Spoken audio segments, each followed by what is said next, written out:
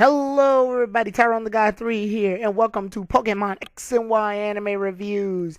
Today's episode is episode 69 we will be reviewing, and the episode is titled, A Fight in the Wetlands, Goodra vs. Florges.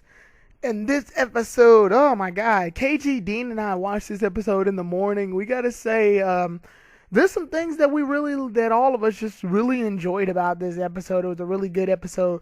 I'm mostly going to reveal a lot of the plot summary in this episode. A lot of what I feel about the episode is shown off in KG's review because I did that review with him. So on his channel, I will be giving a link in the description, and I will also be giving a link in the description of our commentary. Now that we apparently, the copyrights no longer have a hold of us anymore in terms of commentary, or at least just Pokemon commentary, we can do our Pokemon commentary on YouTube again. So I will be leaving a link to where to find that video in the description as well, so you get to watch our reactions to the whole to the first part of the Goodra saga. We will be covering both episodes of the Goodra arc, so don't worry.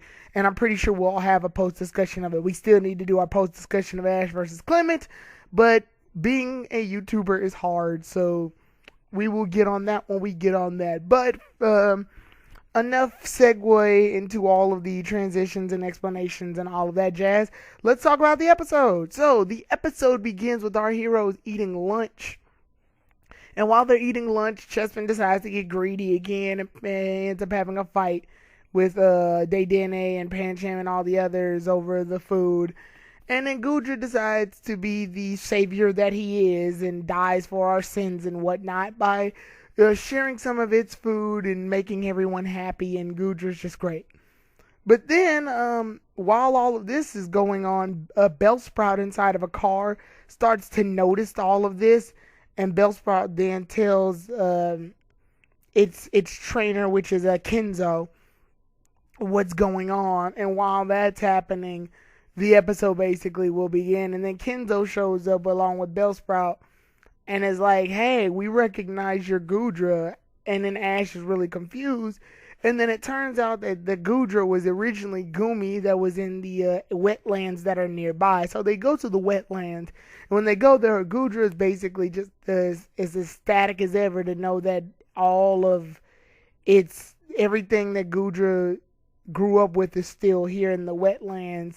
And everything's just as amazing as it was supposed to be. And cat. Anyway, sorry about that. I have a cat. Anyway. So once that happens, Goodra then takes in all of this, everything, the whole scenery, and Kenzo explains exactly what happened in the wetlands so long ago that we kept getting flashbacks of throughout the series. Well, what happened? A lot of bug Pokemon with the inclusion of Florges came up and attacked the wetlands. And when they attacked the wetlands, Goodra was still a Gumi, and ended up getting knocked away by the moon blast that Florges had used when she was in the wetlands. Because she was knocked away, Swannas came in trying to get out of the area because they were being attacked. One of the Swannas ended up picking up Gumi and then dropping Gumi later, and that's how Gumi ended up falling on Ash's head so long ago in episode 55. So there you go. We've got a lot of backstory on exactly what happened in terms of Gumi being with Ash and the others. And then Ash made it stronger, made it into Goodra, and we come back to here. So once all that comes full circle and everybody's checking out the wetlands, Wooper ends up in the wetlands as well. The very same Wooper that was best friends with Gumi and recognizes Goodra even though it's evolved from Goodra. And they decide to get reacquainted, and they're all happy and together again. Once all of that's said and done, Quagsire, Lotads, and Swalots, and all the other Pokemon of the wetlands are back together, and they're like, hey, it's Gumi, and he's evolved into Goodra and become so much stronger.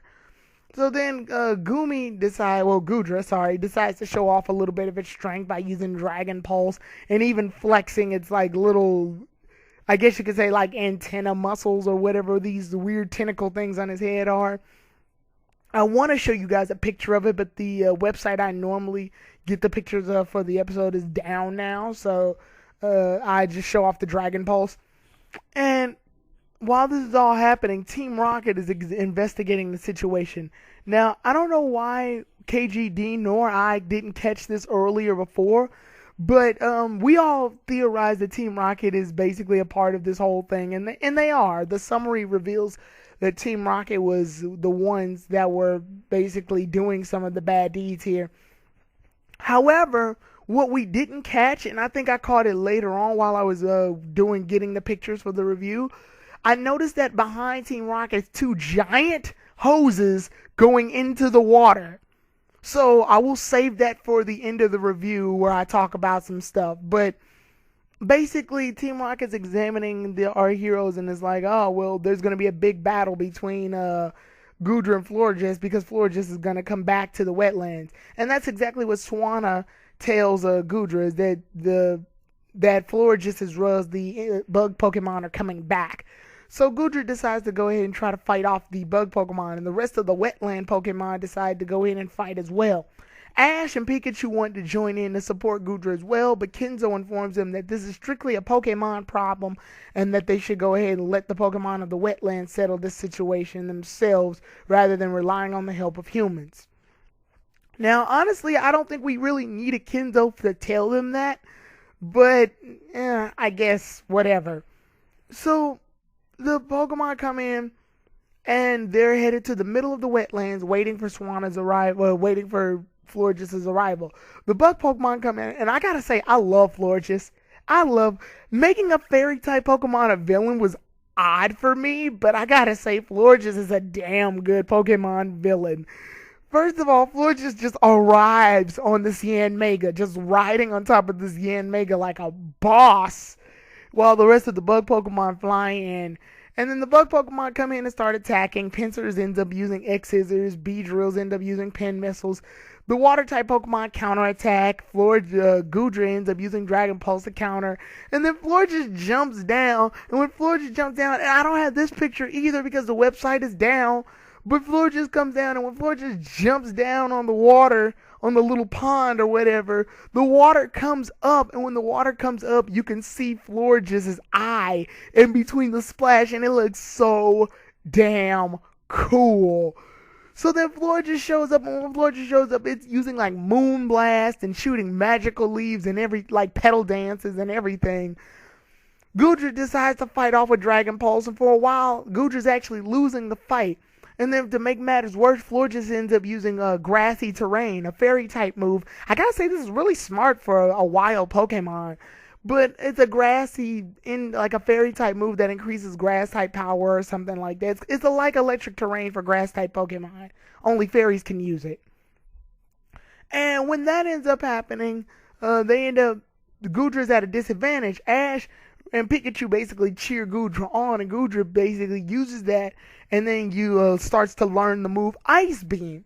So it counters with Ice Beam, and a lot of people were wondering why not Sludge Bomb or Sludge Wave or whatever. I think Ice Beam is better because Ice Beam counters off the grass type moves because it's an ice type attack. But yeah, I'm definitely, like, type wise, it would have made more sense for it to learn Sludge Bomb. So I'm not against that, but whatever. Ends up using Ice Beam, and Florges basically ends up losing. So Florges loses, and Gudra celebrates with all the wetland Pokemon. Then all of a sudden, Shadow Ball and Psywave come in, which are, Inkay and Pokeboost attacks. Gudra ends up getting hit and falls over. Since there's no Pokemon Center nearby, they have no choice but to heal Gudra at the cottage. So they take Gudra home, and the rest of the Bug-type Pokemon take Florges back to Florges' lair. So while that's all happening, Gudra ended up getting healed, and I actually like this. Clement asked Kenzo, and this shows some growth on Clement's part, which is good because their gym battle was supposed to make Clement stronger in the first place. Clement basically asked Kenzo, hey, is there any Pokemon in the wetlands that know the move Shadow Ball and Psywave? Because if not, then that means something's up.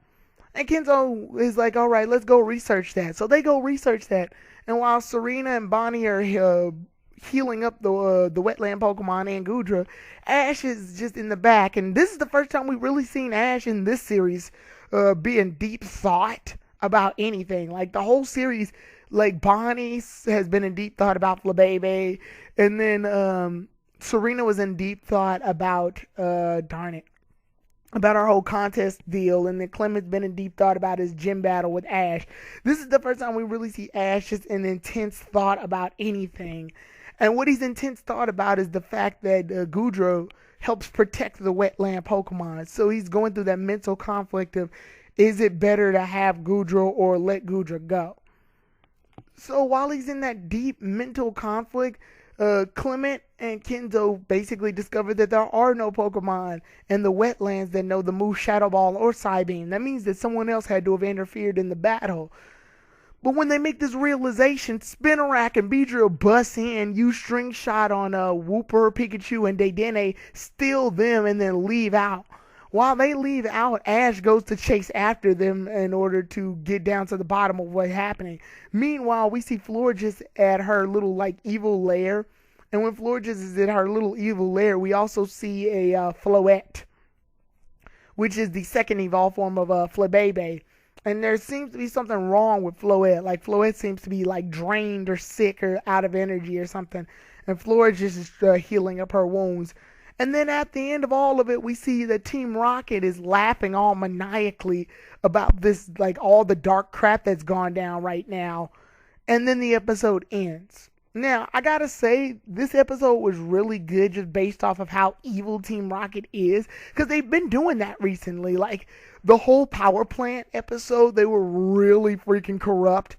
And then in the Oasis episode with the Grumpig and Spoinks, they were really freaking evil. Like, they've been on a really, like, dark streak.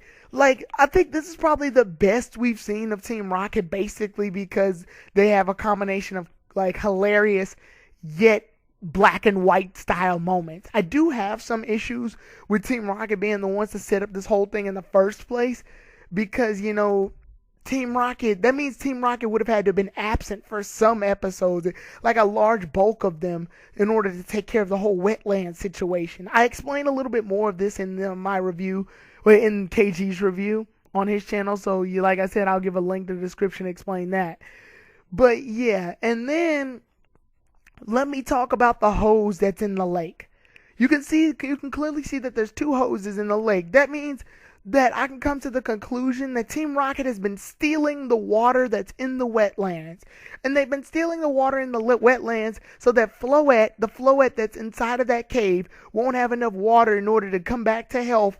And that angers Florges, and Florges wants to know who's behind it. So, and with no humans around, she gathers the conclusion that it has to be the Goomy and the rest of the wetland Pokemon. So because of that, Florges attacks the wetland Pokemon in order to get revenge. And that's what ends up sending Goomy off. And that's how Goomy ends up meeting Ash in the first place. So that's what ends up happening. That's what I think ends up happening.